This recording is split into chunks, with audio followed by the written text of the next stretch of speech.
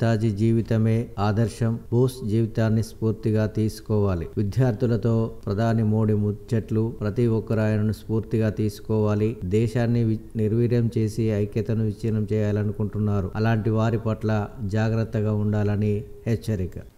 తెలంగాణలో 1.79 లక్షల కోట్ల పెట్టుబడులు, 20 సంస్థల్లో 50,000 ఉద్యోగాలు. తెలంగాణ సరికొత్త రికార్డ్, భారీ స్థాయిలో పెట్టుబడులు. గత ఏడాది కంటే 4 రెట్లకు పైగా. అమెజాన్తో రూ.60,000 కోట్ల పెట్టుబడుల ఒప్పందం. ఇన్ఫోసిస్ విస్తరణతో 17,000 ఉద్యోగాలు. గోపన్నపల్లిలో విప్రో మరో కొత్త ఐటీ సెంటర్. నకిలీ వైద్యానికి ముకుతాడు, టాస్క్ ఫోర్స్ ఏర్పాటుకు తెలంగాణ మెడికల్ కౌన్సిల్ నిర్ణయం. నకిలీ వైద్యులు భారీగా వసూళ్లకు పాల్పడుతున్న ఆసుపత్రులపై ఉక్కుపాదం.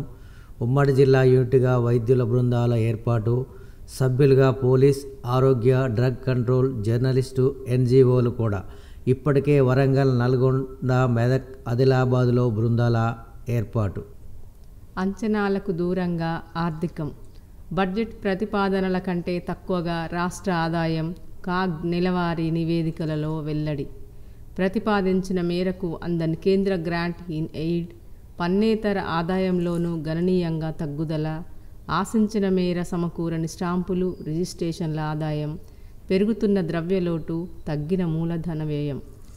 బడ్జెట్ అంచనాల్లో 297.42 కోట్ల రెవెన్యూ మిగులు. కానీ డిసెంబర్ చివరి నాటికే 19,892 కోట్ల మైనస్.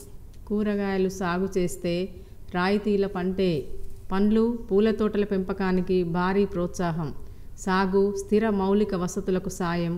రైతులకు ప్రయోజనకరంగా జాతీయ ఉద్యాన మండలి పథకాలు.